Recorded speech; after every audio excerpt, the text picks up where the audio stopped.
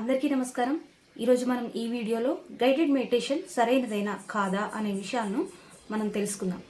So guided meditation ధ్యానం చేస్తున్న వ్యక్తికి లేదా వ్యక్తులకి ఇంకొక వ్యక్తి గైడ్ చేయడాన్ని, అంటే శ్వాస మీదే ధ్యాస పెట్టండి అంటూ ఇన్స్ట్రక్షన్ ఇస్తూ ధ్యానం చేయించడమే గైడెడ్ మెడిటేషన్.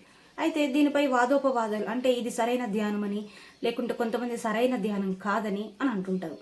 అసలు ఈ ధ్యానం, ఈ గైడెడ్ మెడిటేషన్ ఎవరికి సరైనది, ఎవరికి సరైనది కాదు అనే విషయాలు మనం ఇప్పుడు చెప్పుకుందాం.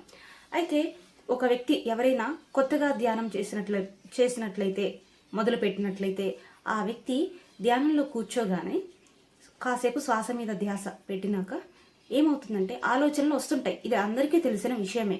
అయితే ఈ ఆలోచిస్తూనే ఉంటారు. తనకు తెలీదు, కొత్తగా ధ్యానంలోకి వచ్చారు కాబట్టి వారు ఈ ఆలోచనలు జస్ట్ కళ్ళు మూసుకొని కూర్చోవడమే ధ్యానం అని అనుకుంటారు.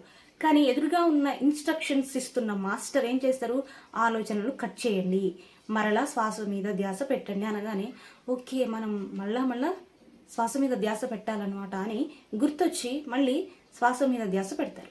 మళ్ళీ కాసేపటి తర్వాత కాసేపు ఈ ధ్యాస శ్వాస మీదే ఉంటుంది, బాగుంటుంది.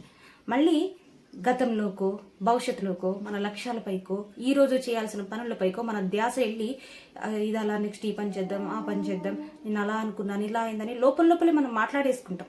వెంటనే మాస్టర్ ఏంటి, గతము వద్దు, భవిష్యత్తు వద్దు, ఈ క్షణంలోకి రావాలి, మనం ఒక గంట సమయాన్ని కేటాయించి ధ్యానం చేస్తున్నాము అని మళ్ళీ గుర్తు చేస్తారు. అప్పుడేంటి, అవును కదా, ధ్యానంలో కూర్చున్నాను కదా, నేను ధ్యానంలో నుంచి లేస్తే ఈ పనులు ఎలాగో చేస్తాను, ధ్యానంలో కూర్చొని కూడా ఈ పనులు ఏంటి, ఆలోచించడం ఏంటని మళ్ళీ శ్వాస మీద ధ్యాస పెడతారనమాట. అంటే ఈ ధ్యానం అనేది ఎక్కడెక్కడో తిరుగుతున్న మన ఆలోచనలు వెంటనే కట్ చేసి శ్వాస మీద ధ్యాస పెట్టడానికి బిగినర్స్కి చాలా బాగా యూజ్ అవుతుంది. వాళ్ళకి తెలీదు, వాళ్ళు అప్పుడే ధ్యానంలోకి వచ్చారు కాబట్టి అసలు ఈ ఆలోచనలు అనేవి కట్ చేయాలని, గతంలోకి భవిష్యత్తులోకి వెళ్లకుండా మరలా శ్వాస మీదే ధ్యాస పెట్టాలనే విషయం వారికి తెలీదు.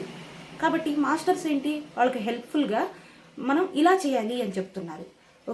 కొంతమంది దీన్ని రాంగ్ అనడానికి కారణం ఏంటంటే, మనం ధ్యానం చేస్తున్నప్పుడు ఎదుటివారు శ్వాస మీదే ధ్యాస పెట్టండి అనేది వినాలి. అంటే మళ్ళీ మన మైండ్ పని చేయాలి, మళ్ళీ మన మైండ్ పని చేస్తుంది కదా, శూన్యం ఎక్కడవుతుంది, కాబట్టి ఇది రాంగ్ మెడిటేషన్ అని అంటుంటారు.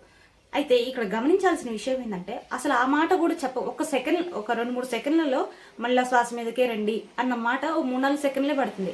కానీ అది కూడా చెప్పకపోతే మనం గంటలు గడిపేస్తున్నాం ఆలోచనలో. అంటే గంటల ఆలోచనలో పోయే బదులు ఒక్క సెకండ్, ఒక 10 సెకండ్స్ ఒక మాట చెప్పి ఎన్నో ఆలోచనల్ని కట్ చేసి మళ్ళీ శ్వాస మీదకి ధ్యాస పెడితే మనం విశ్వశక్తిని తీసుకోవచ్చు.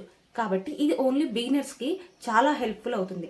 ఒకానొక సమయం దాటిన తర్వాత ఒక 21 రోజులు, 41 రోజులు, ఓ 3 నెలలు, ఒక 6 నెలలు, సంవత్సరం తర్వాత మనం చేసిన సాధనను బట్టి మనకి గైడెడ్ మెడిటేషన్ అవసరం లేకుండా అవుతుంది. అంత ధ్యానాన్ని అంత ఫ్రీక్వెంట్గా మన శ్వాసని మనం అబ్జర్వ్ చేయగలిగే స్థితికి చేరుకుంటాం. ఏ మాస్టర్ అవసరం లేకుండానే, ఇంకొక గైడ్ అవసరం లేకుండానే.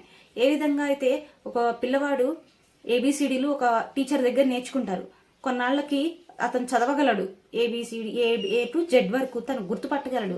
కానీ టీచర్ లేని సమక్షంలో Bని Dగా, Dని Bగా చదువుతుంటారు, రాస్తుంటారు. అప్పుడు టీచర్ వచ్చి మళ్ళీ ఏం చేస్తాడు, నువ్వు B రాయాల్సిన ప్లేస్లో D రాయాల్సిన ప్లేస్లో B, నువ్వు ప్రొనౌన్సియేషన్ ప్లస్ రైటింగ్ 2 రాంగ్ ఉన్నాయి, సో నువ్వు దీన్ని కరెక్ట్ చేసుకోవాలని చెప్తే, ఓహో ఇది రాంగ్గా, నేను ఇలా చేస్తున్నానని దానిపై ప్రత్యేక దృష్టి పెట్టి B అయితే ఇలా రాయాలి, D అయితే ఇలా రాయాలని తను కొత్తగా తెలుసుకుంటాడు అనమాట. ఇక మళ్ళీ ఆ తప్పు చేయనంత వరకు చాలా క్షుణ్ణంగా గమనించి రాసి తగినంత సాధన చేసి ఆ కన్ఫ్యూజన్ స్టేట్ నుంచి బయటకు వచ్చి అసలైన ABCDలు పర్ఫెక్ట్గా రాయగలడు. ఓకే, అదేవిధంగా ఒక కార్ డ్రైవింగ్ నేర్చుకున్నప్పుడు, కార్ డ్రైవింగ్ వచ్చిన తర్వాత మళ్ళీ కార్ డ్రైవింగ్ నేర్పే టీచర్ మనకు అవసరం లేదు. ఎక్కడ బ్రేక్ వేయాలి, ఎక్కడ స్లోగా తీసుకెళ్ళాలి, ఫాస్ట్గా తీసుకెళ్ళాలి, యూటర్న్ తీసుకోవాలని మనకి పర్ఫెక్ట్ అయిన తర్వాత మళ్ళీ మనకి టీచర్ అవసరం లేదు.